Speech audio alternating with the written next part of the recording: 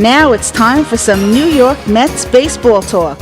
Here's Gary Mack bringing you the latest news and analysis from Mets Nation and the world of baseball on another edition of... And hello and welcome to another edition of MetsMusings, episode number 153.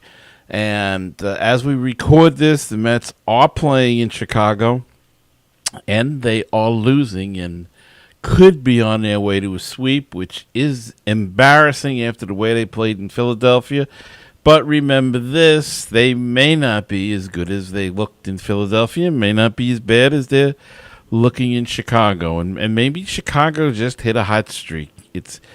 It happens. It's embarrassing. Worst team. They should be beating Chicago to a pulp. But hey, these things happen. There's not much you can do, and I guess that's why somebody asked me the other day if I ever get frustrated. I try to remain optimistic about this team, and do I ever get frustrated? And yes, I do get frustrated. I had a rant a couple of weeks ago about Lagares and about the whole organization and Chris Young, who I still think is a bum and should be on the first train out of here. But what are you going to do? I mean, I have been rooting for this team since 1962, the beginning. And I've seen a lot of frustrating years, a lot of frustrating stuff. And the frustration continues. But it is what it is. They're my team. I root for them. I do get annoyed. I'm very annoyed right now that they possibly could get swept by the Chicago Cubs, but these things happen. You play every day, and you just try to recoup and go out and hope for the best. And sometimes a team gets hot and beats you, and sometimes you beat them. So the poor Phillies now are really in the creek without a paddle because they're just getting killed. The Nationals took the first two games in that series, and don't know if they're playing or what the score is right now. But as I said, as we record this, the Mets down 3-0. Still cannot get that big hit. Cannot get a break. Can't get a timely hit. Teams are going to start walking them to get them to bases loaded because they know they're never going to score. So they have to. I don't know how you address that, but they have to address that situation one way or the other. But let's get on with the show because we have a guest coming on in a bit. And, it was like a regular merry-go-round here the last few days with pitches going up and down and players going up and down. Dendecker up, then he was sent down. Now, before he could leave, the Mets announced that Juan Lagares is placed on the 15-day disabled list. So Dendecker is back with the team, started the first two games in Chicago. Got a couple of hits, struggled, made some great defensive plays. And he can definitely go get it. The thing is whether or not he can hit on this level, and he has shown signs of hitting, but nothing consistently. But again, he's a young guy that's got to play every day if he's going to be consistent at all, and that's what they're trying to do, I guess. Today,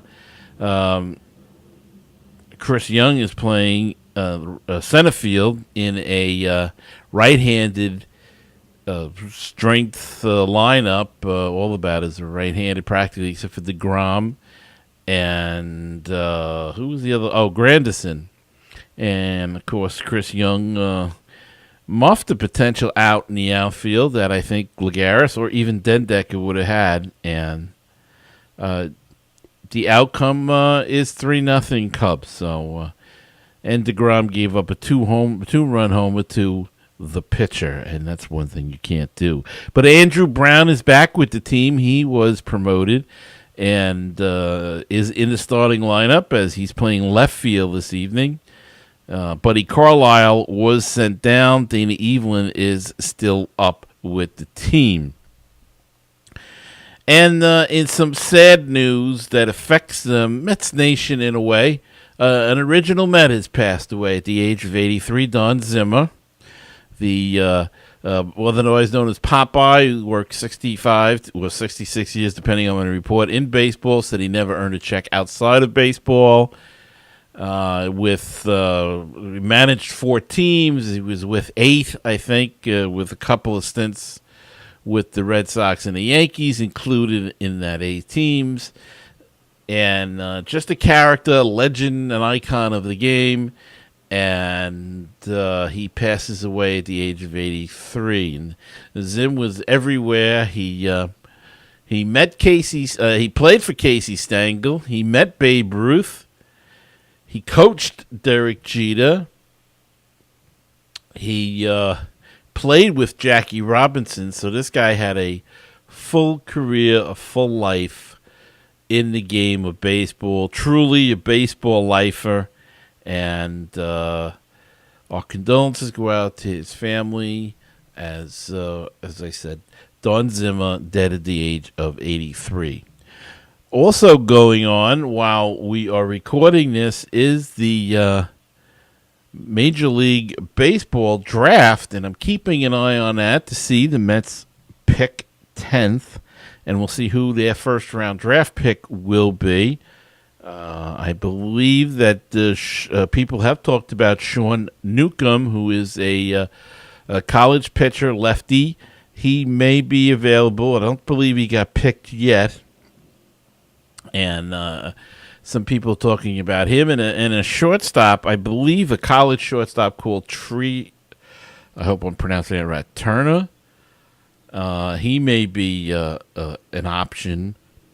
Or a power-hitting outfielder, Michael Cotro, may be another option if he is available when the Mets pick. Colorado is just picked. Toronto is picking 9th. The Mets will pick 10th, and hopefully we'll have that for you. But back to some other Mets news. Former Cy Young Award winner Frank Viola is due to join the Las Vegas 51s, a AAA affiliate of the Mets, tomorrow after recovering from open heart surgery. Viola, 54 years old, underwent the procedure on April 2nd after a spring training physical detected an irregularity. Before the medical issue arose, Viola had been slated to open the season as the pitching coach for the Pacific Coast League club. He spent the previous 3 years in the organization as a Class A pitching coach. Last year he was at Savannah.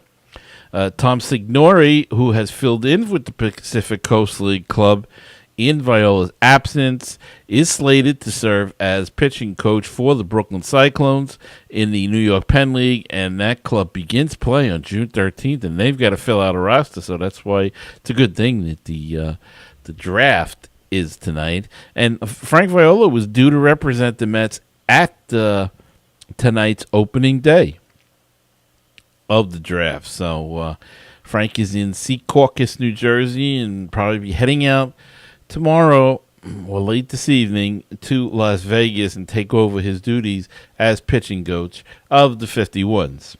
And Noah Syndergaard, the highly touted rookie right-handed pitcher, is currently on a disabled list, but I believe he's coming off of it tonight and will pitch in Las Vegas.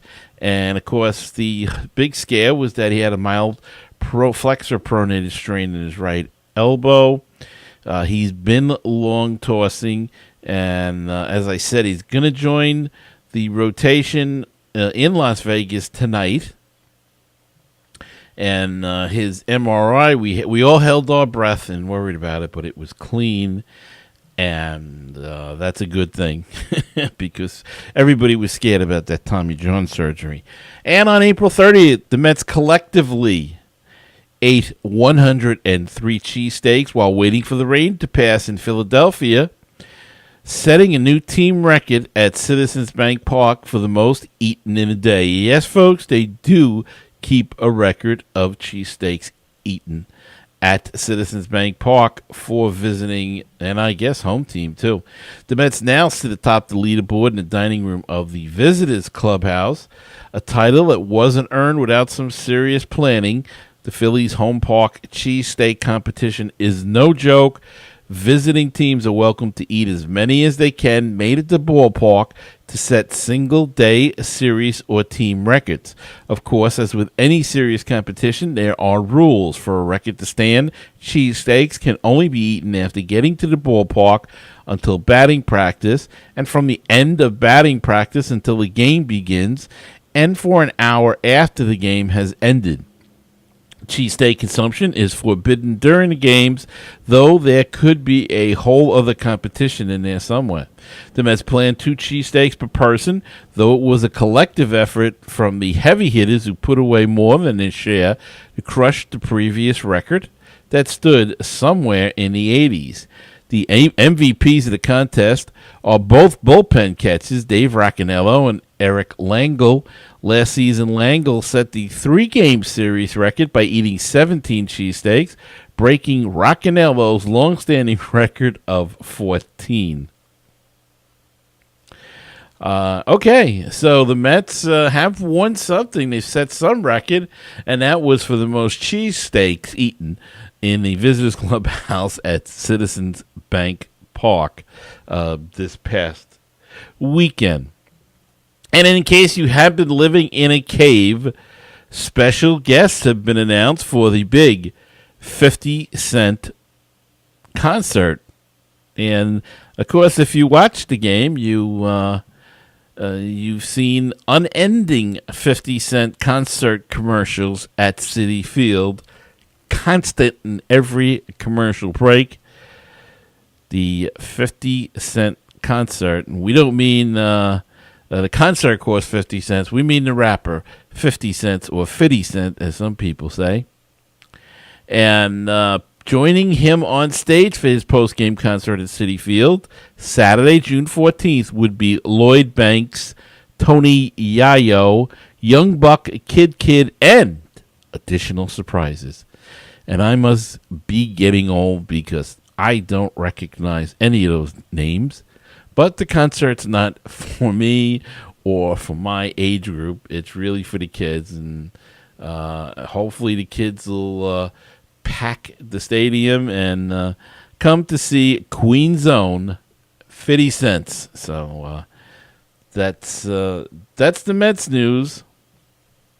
Oh, one more story. The Mets have set another record for the Mets. They've set a Major League record for last names with a lowercase d all in one roster at one time, with Travis d'Arnaud, Jacob deGrom, and Matt Dendecker. Two very important records, I suppose, but I guess somebody's got to hold a record for something. All right, we're going to take a break, and we're going to be back with my special guest, the old grubby glove himself, Mike from San Francisco, to give us a breakdown on the upcoming Mets series with the San Francisco Giants. So stay tuned for that, and we'll be right back.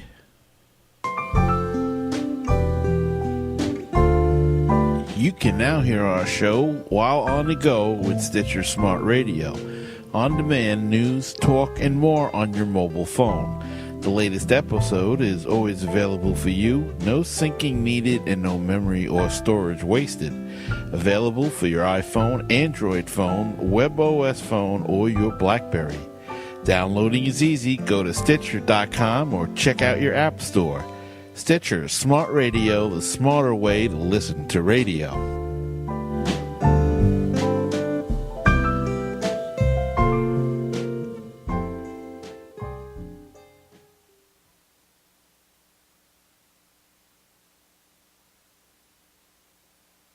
MetsMusings is an unofficial, independent podcast covering New York's National League Baseball team. It is not affiliated in any way with Major League Baseball or the New York Mets. Looking for great Cardinals talk? Then check out Conversations with C70. My name's Daniel Shoftaw, and I talk with some of the great bloggers on the internet today about their teams, but it always goes back to the Cardinals. Find the latest episode on my website, www.cardinal70.com, or at baseballpodcast.net.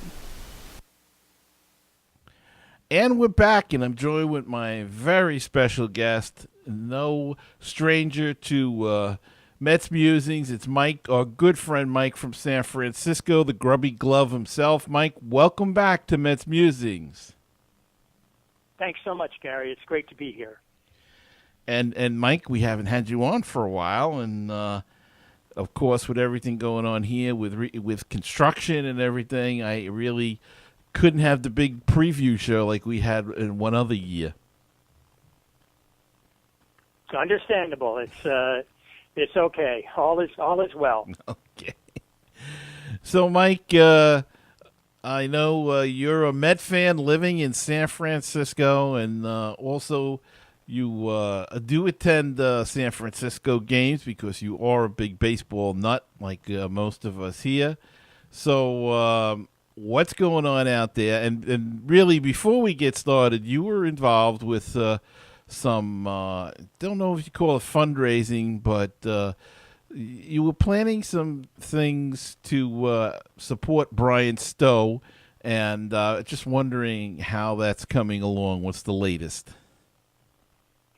It's mostly turned out to be raising awareness, and it was done in conjunction with Mets fans in support of Brian Stowe. Although I do have 15,000 San Francisco Giants baseball cards sitting over here on my dining room table, and they're all gem mint. And I'd like to be able to sell them and get the money to the Stowes to pay for Brian's medical bills, which are significant. However, I'm not yet retired. I'm still working.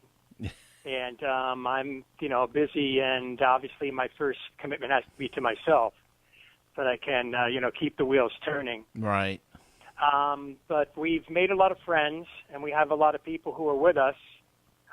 Should we ever have the time and the avenue for doing something appropriate, well, then we certainly will.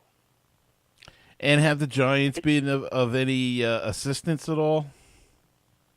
Oh, the Giants are absolutely fantastic when it comes to the Stowes, and but I have not been working with them.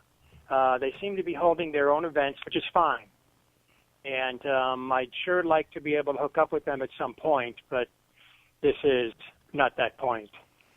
Right. But they have events every year. Last September they held 3 nights where if you bought a special ticket for $25, 10 of it went to the Stowe Foundation, and then you were also eligible for one of those community giveaway bags, which the community fund, the Giants Community Fund, has, and there's all sorts of old trinkets and bobbleheads and autographed balls and stuff like that.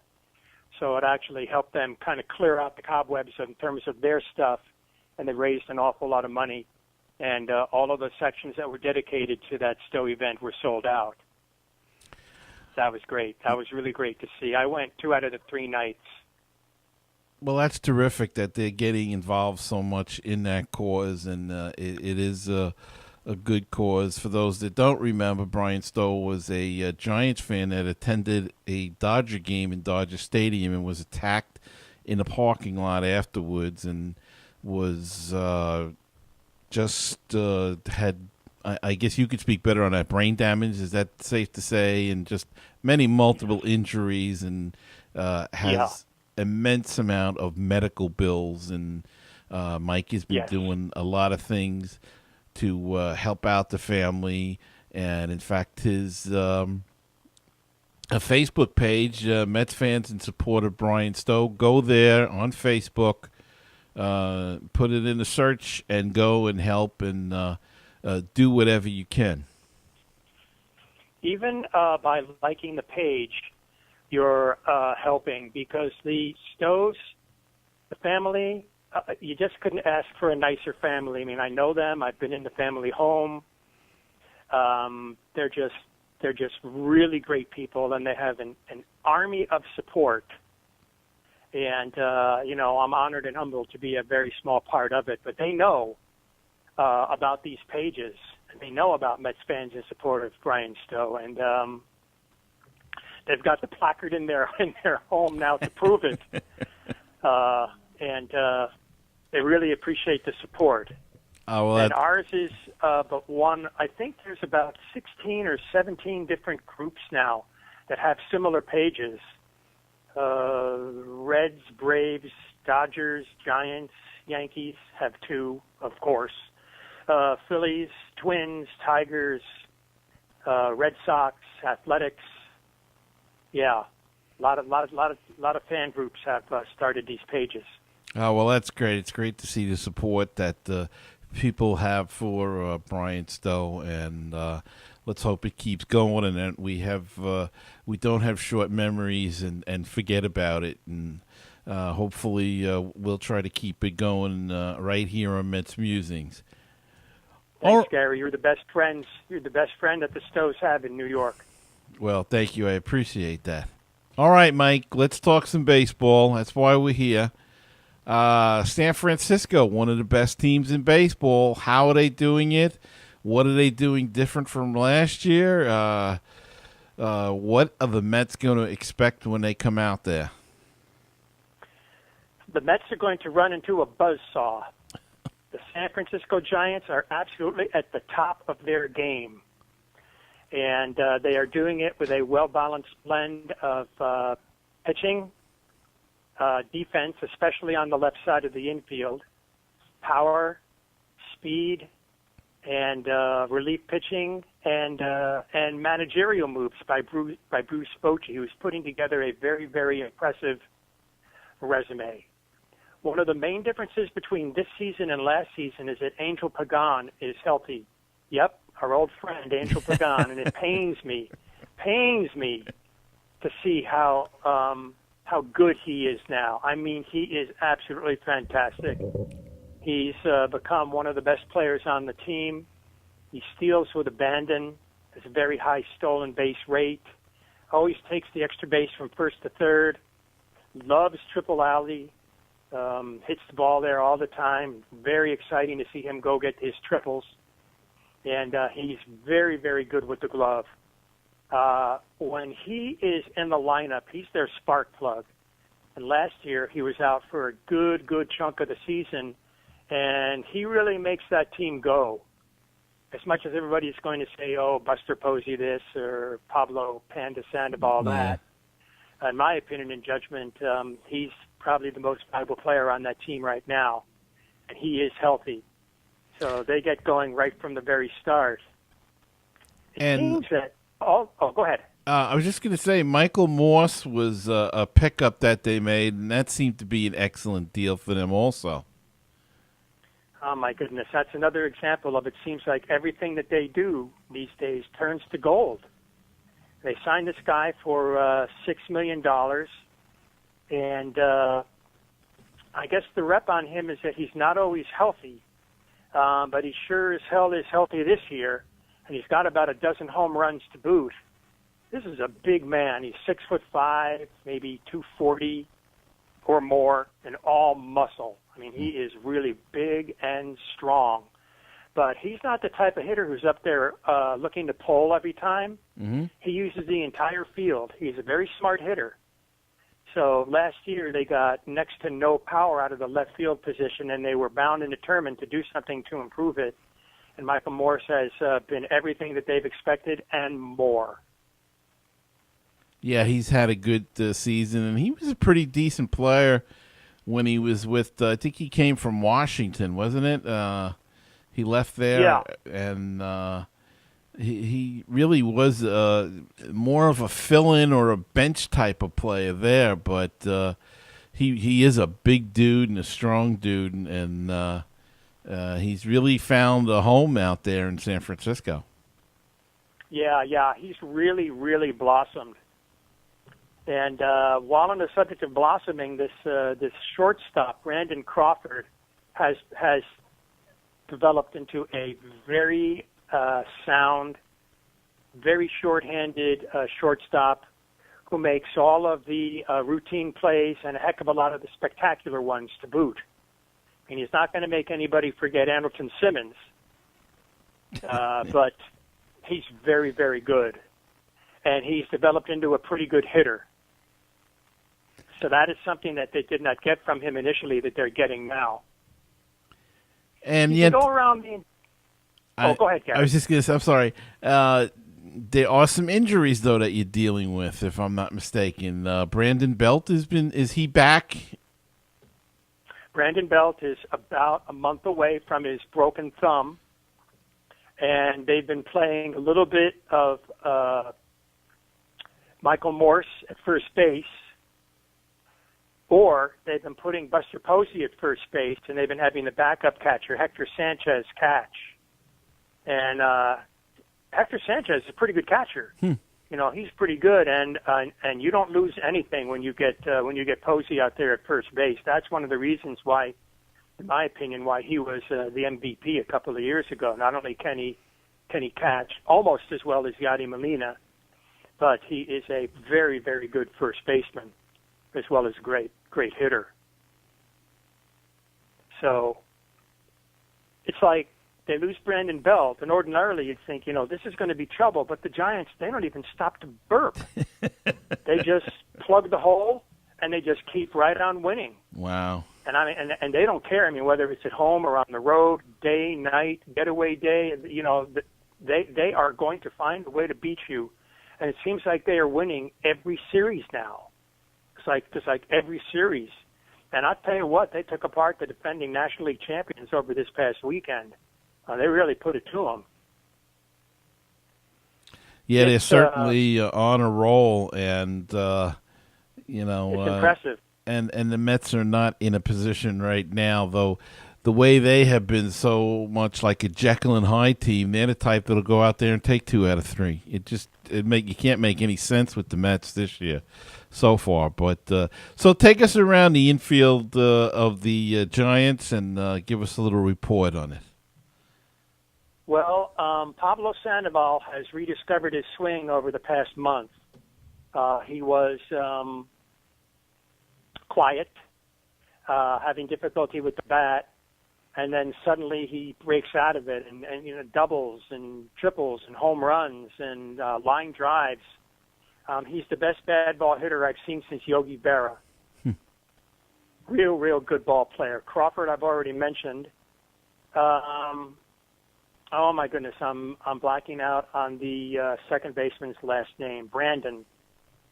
He used to be an Arizona Diamondback. This is a guy who's hitting about 195, but he has 8 or 9 home runs already.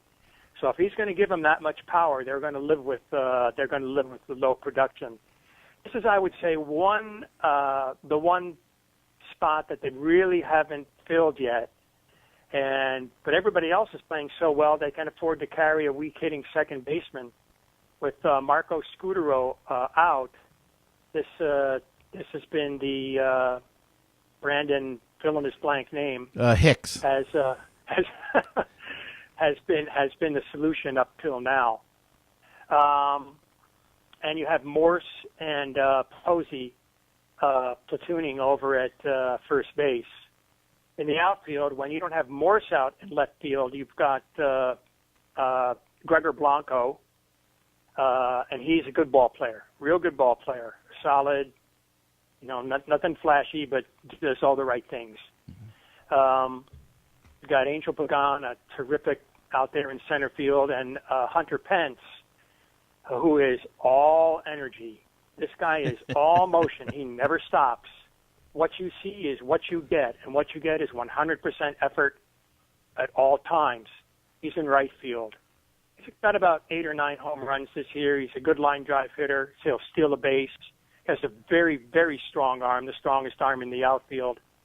It's a very, very good team. And he got his scooter back. Oh, he got his scooter back. Boy, was that a big story out here. You know, most of these ball players, of this generation, they tend to have distance between the fans and themselves. Yeah.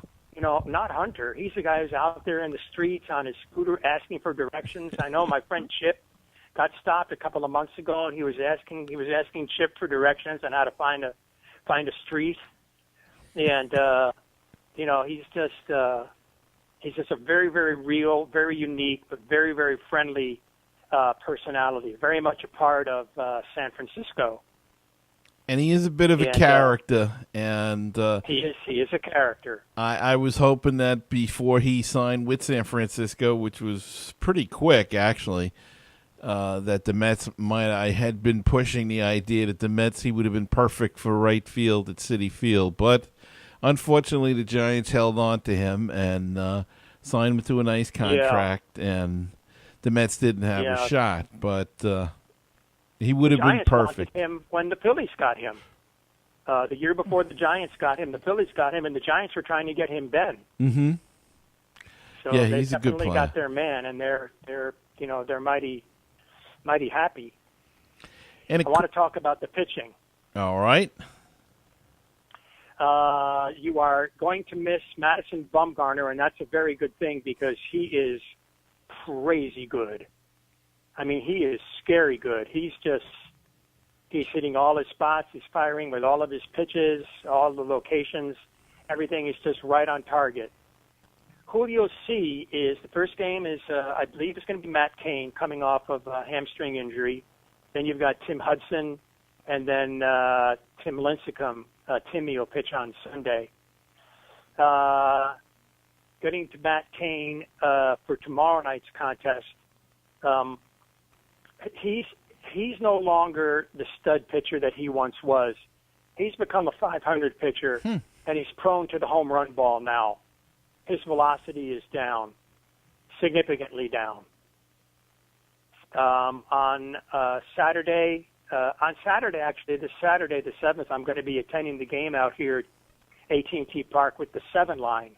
Oh. They've organized one of those. Caravans. Right. And this Saturday, it's San Francisco AT&T Park. So I have my ticket and my T-shirt, and I'm going to go down there and meet some of my regulars, and then meet some new people. I hope to meet Darren Meenan of the 7 line, and thank him for what he does. He does a great job. Yes, he's fantastic. Yeah, he really does a great job, and a lot of the people are having a lot of fun as a byproduct of it. Plus, I have some really cool T-shirts, too. I want to talk about Tim Hudson for Saturday's game. The Mets are going to have a tough time off of Tim Hudson. As you know from all the years watching him as a Brave, he does everything very well, and he is at the top of his game. It seems like every time out is a quality start. And I'm not talking about surrendering 3 runs per 6 innings. I'm talking about 8 innings, surrendering maybe 1 or 2 runs, if that. So he's going to be a very, very difficult pitcher to beat.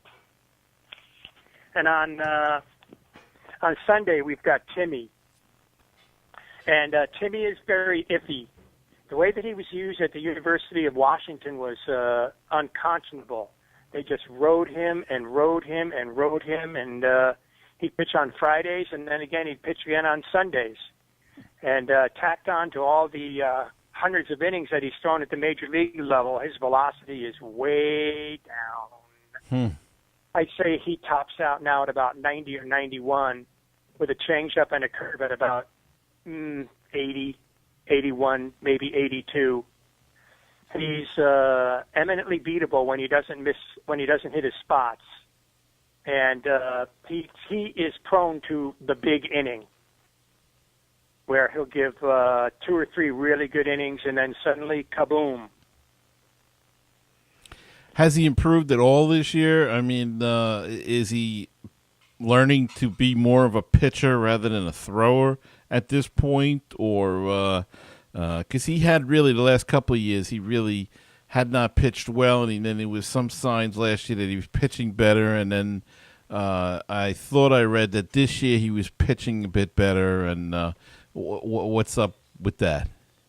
He's pitched better in spots, but there are still some outings where he goes on out there and he's wild. He had a get this. He had a no-hitter going after 5 innings, and they pulled him just because he was so wild.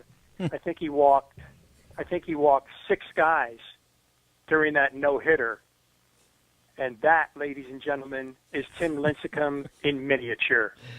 That's a real shame, too. A no-hitter with 6 walks. But they took him out, and finally a reliever in, I think, the 7th or the 8th gave up a hit, so they didn't combine to no-hit the team. Right. But, if you catch Timmy on the right day and he's in command and he's got all his stuff working, he's a very, very difficult pitcher to beat. And as long as he's not pitching against the Mets, for me, it's like Christmas, because every start from Tim Lincecum used to be like Christmas around here. Right. I mean, every start. It was just unbelievable. Well, let's hope he's having one of those bad days when the Mets. When is he pitching? Sunday? Yeah, he's pitching on Sunday. Do you know who's pitching for us? I'm not sure, but I would guess Cologne is going to be in there somewhere. And let's see. I would imagine Cologne. DeGrom's pitching tonight, so you'll probably miss him. Okay. You're going to see Wheeler and Nice, and Cologne would probably be my 3 guests at this point. And the starting pitching's been pitching pretty well. This tonight with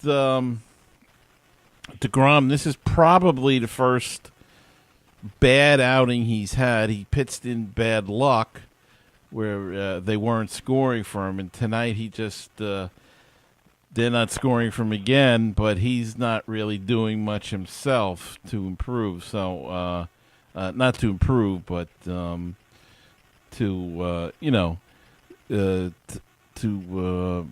what's the word I'm looking for?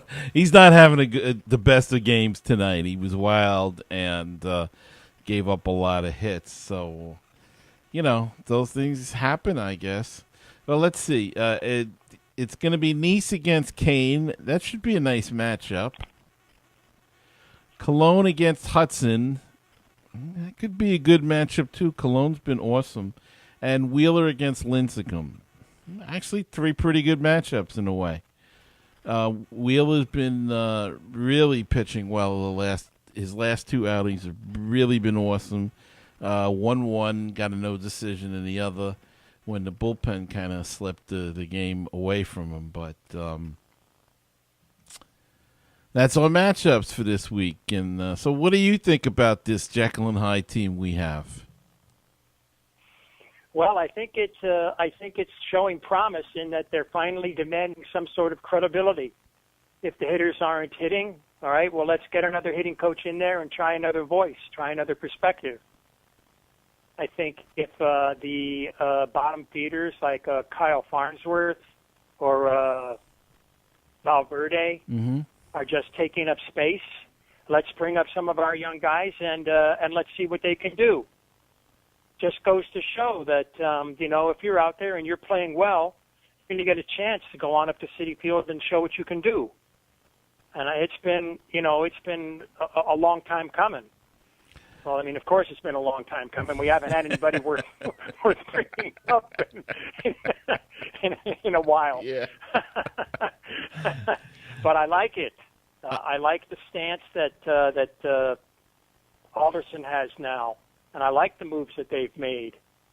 As far as the on-field performance, I'd like to see Granderson, continue to improve. And I'm less than thrilled with Chris Young, who I really liked when he was a Diamondback. But I tend to like guys like from 3 or 4 years ago who are actually on the Mets now. Yeah. Because they bring in these guys, Frank Francisco, Farnsworth, Valverde, Chris Young, Valverde. There's Jason Bay. not to upset Barry. Yeah. But there's there's just this litany of bad moves that I like that they moved two of these guys along. The only thing that gets me Go ahead, Gary. Oh, it's okay. The only thing that gets me with the Chris Young thing is that it's such a lot of money that I thought they could have spent somewhere else, and just it's his fielding is not that good. He had a plate tonight. I think that Dendeka or Lagares definitely would have gotten to, and it hit his glove. I mean, the other night, the game in Philadelphia that they lost were an easy fly ball, and it just hit his glove and popped out. I mean, it's just things like that. At least Jason Bay, when he was here, his fielding was not the problem, and he was all purely his hitting was gone, but he worked hard, and you could see him making an effort in the outfield.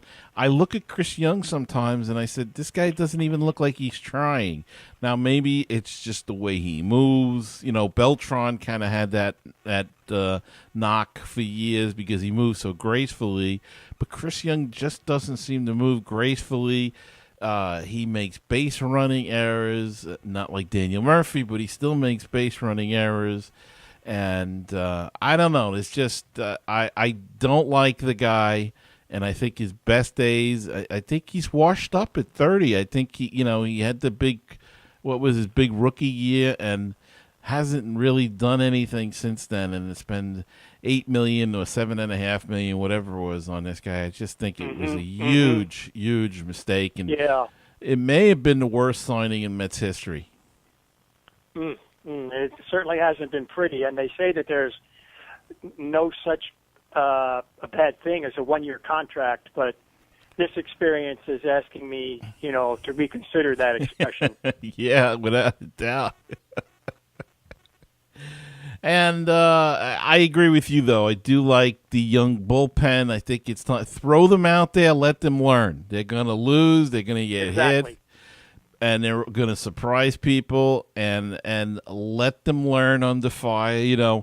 A lot of these guys, I shouldn't say a lot of them, but I mean, Edgin, Familia, even Mejia, and, Vic Black, too. I mean, they were up before, and they were up with veterans in the bullpen, so they should have picked up some knowledge from that. And now it's time to push them out of the nest and let them fly on their own. I agree.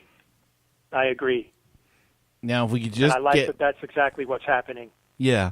And now we could just get a hit with the bases loaded every now and then, that would be fine. And what do you think about the first base situation with the Mets? Do you like that they got rid of Ike Davis, or are you a Davis guy, or were you a Duda guy?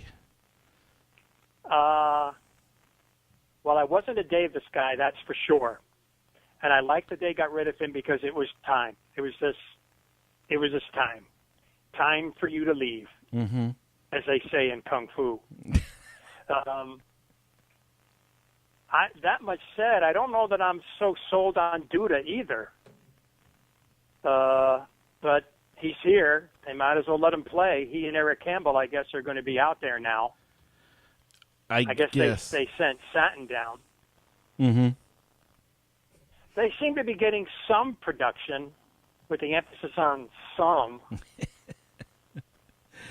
Well, I think now the even the shortstop situation, which is still a little screwy, but the Tejada's starting to hit and playing just fantastic shortstop, and Flores got in. He's starting to hit a little bit. And he's played a good, solid shortstop also. So I think those two are going to kind of split. Both right-handed hitters, so it's not you can't call it a platoon. But I think they're going to try to go with the two young guys there, and they're getting some production there. The spot now that really worries me is the catching spot, because they're getting absolutely nothing from d'Arnaud. And Recker is not an everyday player, and he's very streaky. He'll look good for a while, and then he won't do anything. He'll strike out 3 times in a game, but defensively they're good. But this isn't a team, I don't think, that can carry a defensive catcher. They need to get some production. What do you think on that? I agree. We have to get better, and I don't know that it's necessarily going to be from Wrecker. But I'd like to hold off on d'Arnaud for a little while and see him get another couple of hundred at bats. He's been able to figure out at whatever level he's played at prior to this one. So future performance is future performance is at least based in part on how they've done in the past. And he's been able to figure things out in the past. So I'm hopeful that can happen. Well, he's got to figure it out quickly, of course, because I've been wrong before. He's got to figure it out quickly because Kevin Plawecki is tearing up Double-A ball, and there is rumors that he could be moving quickly to Triple-A, and he could be up sooner than perhaps we think if d'Arnaud doesn't pick up the pace. Okay. And he's hit at every level also. So another Brooklyn Cyclone alumni that could be playing for the Mets. Yes. I still take a philosophical view, even though I'm watching, I'd say, about 2/3 to 3/4 of the team's games. And that's that, let's face it, even though we love them, these are still the New York Mets. And if there's a way for like something weird to happen or something bizarre, something unusual, or if there's a way for like things to be handled poorly, that's what'll happen with our Metsies.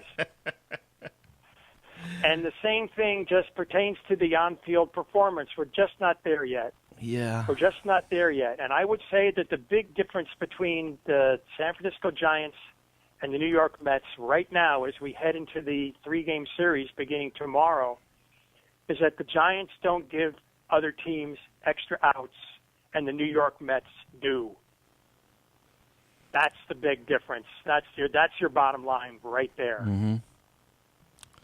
Well, and of course the bullpen, which is as in a period of transition as the Metsvs is, the Giants is settled, and settled quite nicely. When you bring in Sergio Romo, the ball game is over. And their long guys are pretty good. I mean, their 7th, 8th, 7th, and 8th inning guys are good, guys too. Are good. Yeah, they've got a very, very good bullpen. I believe it's the lowest bullpen ERA in MLB. I was going to take and spend a little time on the computer this afternoon researching some of these numbers, but of course I didn't quite get around to it once the draft went on. But I believe it's right there at the top of the pack. All right. Well, I guess we're going to find out firsthand this coming weekend. And before we go, Mike, I hope that you'll join me in wishing our good friend Barry a happy birthday, and he will be I think 29 is his age, and he'll be having a good birthday on Saturday. So happy birthday, Barry. Oh, that's great. Barry, happy birthday. Happy, healthy, and safe birthday. That's fantastic. You don't look a day older than 30. And Mike, thank you so much for joining me once again on Mets Musings. Is there anything you want to plug at all? No, I'm fine. I'm fine. You've hit it all. All right. Barry, I enjoyed the talk. Thanks so much for giving me a jingle, and as always, I really enjoyed it. All right, Mike. You take care, and we'll talk soon. And you as well. We will be back after this. Thanks so much, Mike. Oh, hey, you bet, Gary. I hope I was able to come up with some good stuff. Hi, this is the world-famous Mr. Brewtown of BrewtownSports.Podomatic.com. You know, you can find us on Facebook, Twitter, and Google+. Brewtown Sports. You can also listen to the show at Stitcher.com, TuneIn.com, and iTunes.com.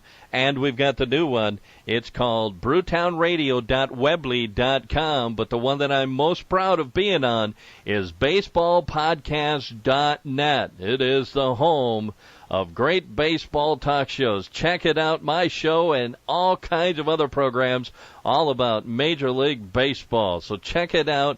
That's BaseballPodcast.net, the home for great baseball talk shows. For all the listeners of Mets Musings, Audible is offering a free audiobook download with a free 14-day trial to give you a chance to check out their service. Over 75,000 titles to choose from in all different categories, including science fiction, mysteries, biographies, sports, computers, you name it, they have it to download. To download your free audiobook today, go to audiblepodcast.com/MetsMusings. Again, that's audiblepodcast.com/MetsMusings for your free audiobook. Are you a fan of the NBA and Major League Baseball? Would you like a sports show dedicated primarily to just that? Plus, we throw in a little fantasy baseball and basketball just for good measure. Featuring credentialed sports journalists, the guys who sit on press row, we bring you the stories that you want to hear. To check us out, please visit us at philnasons.com or on Twitter at FlashTennis31.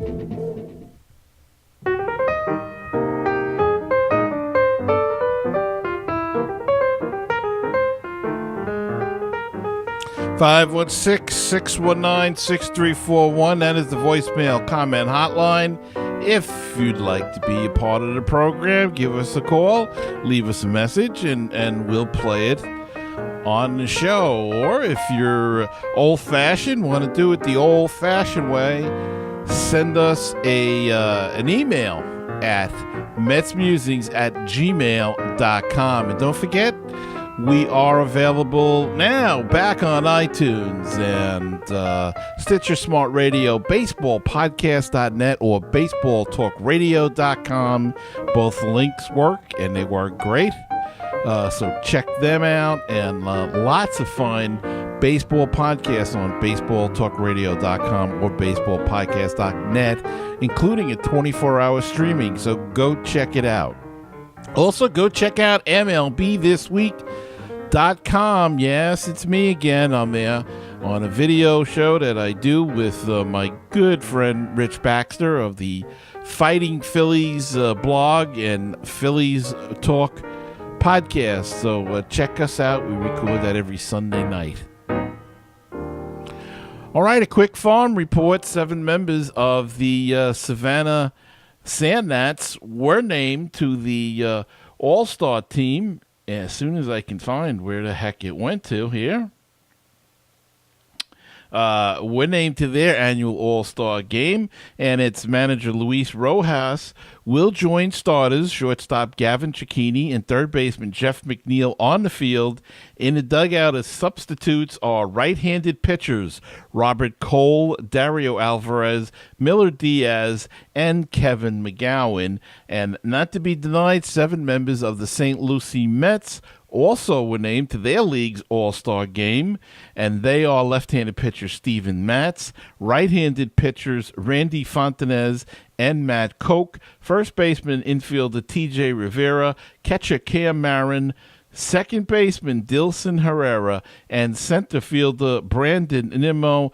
Mets of the future making All-Star teams, and let's hope we see them all at Citi Field, that they can break through and keep progressing through the system and make an appearance in Citi Field.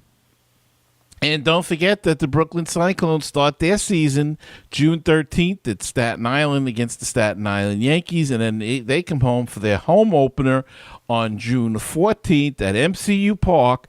Still, a few tickets are available as we record this. They may be sold out by then, but if you want to go see a great action and Met stars of the future, go check out the Brooklyn Cyclones right in our backyard in Brooklyn New York, down by Coney Island, and check it out at MCU Park in the Brooklyn Cyclones. And that's going to wrap it up for this week. Mets are struggling a little bit. They just tied the game in a 7-2 home run by Andrew Brown, 4-4. Oh, my God, not another long one. But they go to San Francisco for 3, and then they come home, and we'll be back next week to report on that. And remember, keep the faith, stay optimistic, and let's go Mets.